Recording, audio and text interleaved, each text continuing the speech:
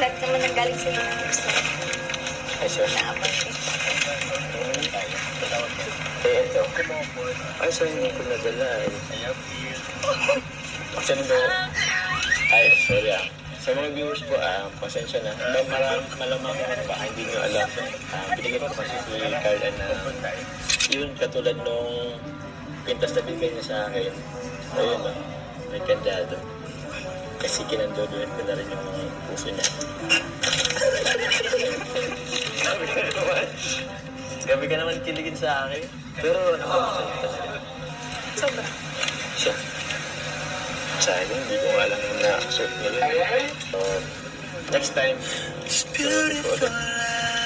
para naman, gawin ng magkandaduhan ng puso natin. Hindi ka naman, di ba?